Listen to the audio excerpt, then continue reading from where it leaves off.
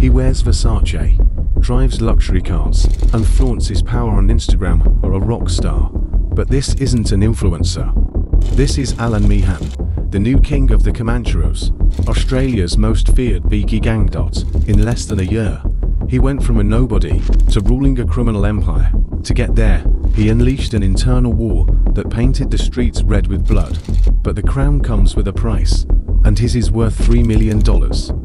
To whoever kills him, the question wasn't if he would fall, but how, and the answer is more unbelievable than you can imagine. It wasn't a rival's bullet that brought him down.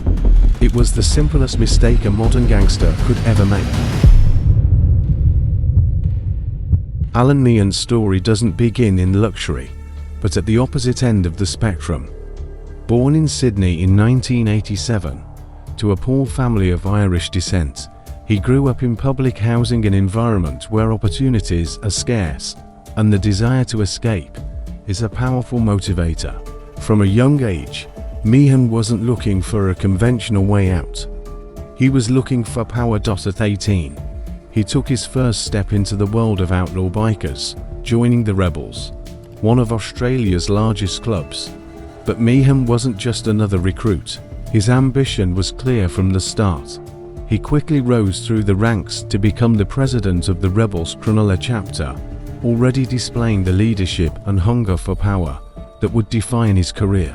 But for someone with his aspirations, the Rebels weren't enough. He had his sights set on a bigger prize. Meehan made a life-changing decision.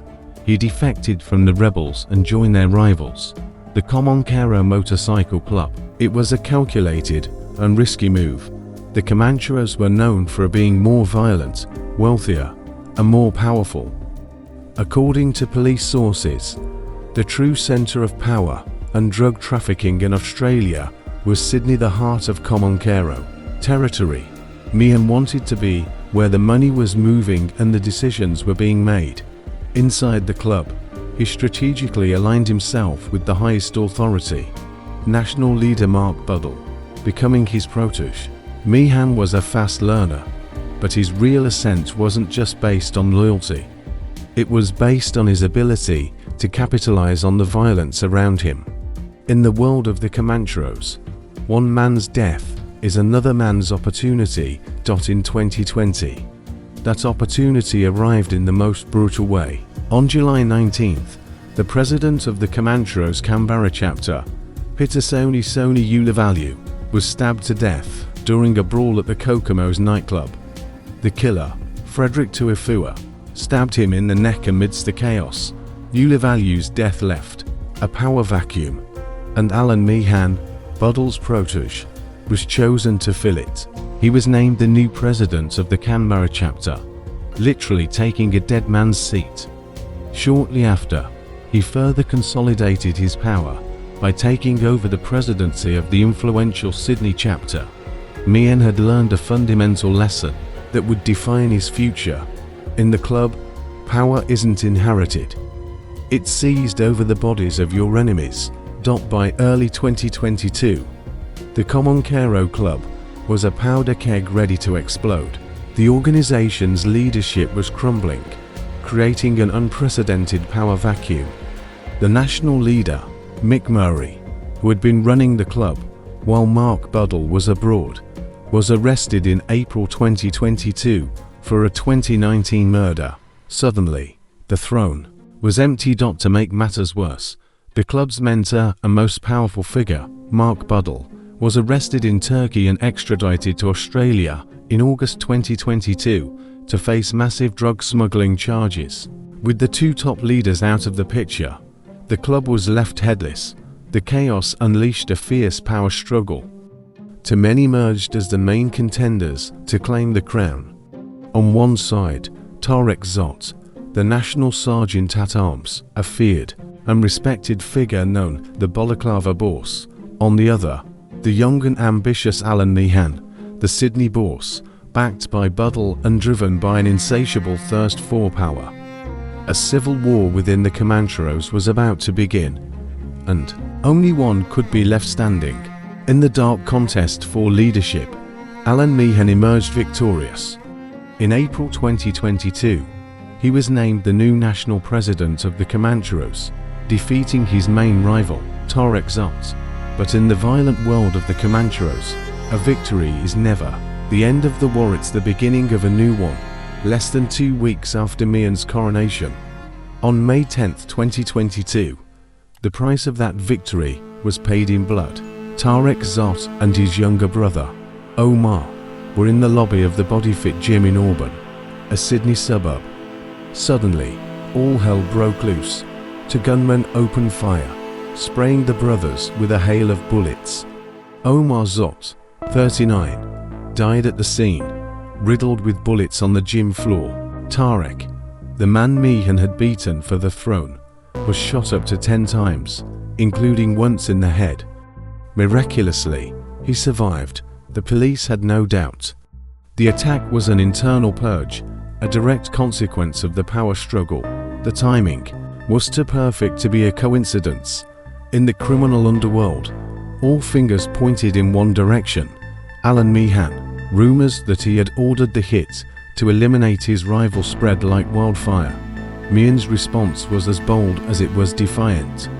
Instead of staying quiet, he used his favorite platform, Instagram. In August 2022, he posted a photo of a visibly scarred Tarek Zot after the attack, with a cryptic caption, "Hard to kill." He then added a line for the entire criminal world to read, "Love and brotherhood." Forget what you heard. It was a public relations move for the underworld, a brazen attempt to dispel suspicion and project an image of unity. While his rival's blood was still staining the gym floor, Allan Meehan's reign was not one of peace and prosperity, but of constant paranoia and violence. The crown was heavy and stained with blood. The club was bleeding from the inside, and Meehan's enemies were everywhere. In September 2022, violence struck close to him again. One of his closest allies, Cole Leffer, was shot in the face, miraculously surviving. That same month, another Comanchero member, Levi Johnson, was stabbed to death in broad daylight in a brutal attack in Brisbane. Meehan's authority was being challenged on all fronts. Even from prison, former leader Mick Murray was still pulling strings, fueling a power struggle that threatened to tear the club apart. While his empire descended into chaos, Meehan lived a double life. On the streets, he was a boss at war. On social media, he was the Versace Bikie. Alongside his wife, he flaunted a lifestyle of extreme luxury, designer clothes, expensive watches, and exclusive parties. This public display of wealth and power was a provocation, a challenge to both his rivals and the law responded.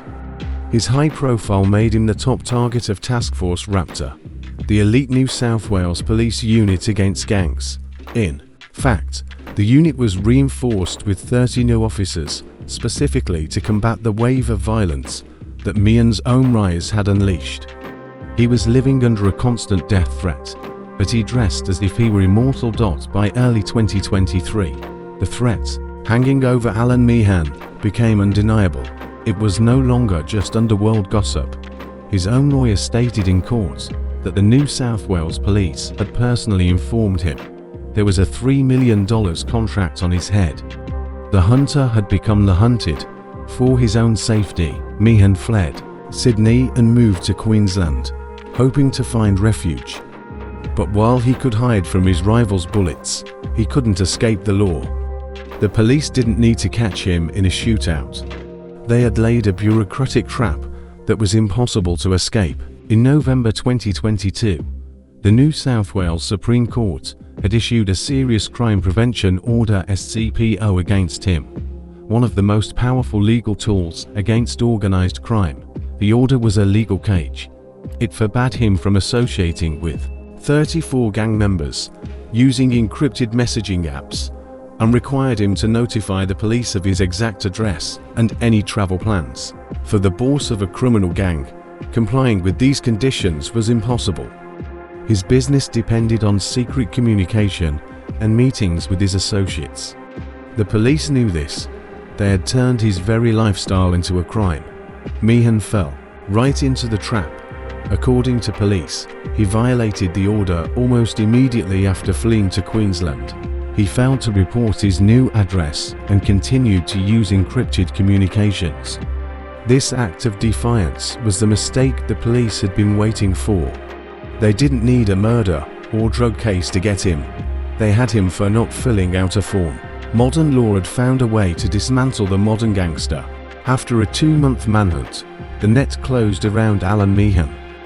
A joint team of Gold Coast detectives and the National Anti-Gang Squad tracked him to a residence in Paranoia Waters, Queensland. On February 9, 2023, law enforcement raided the property and arrested him.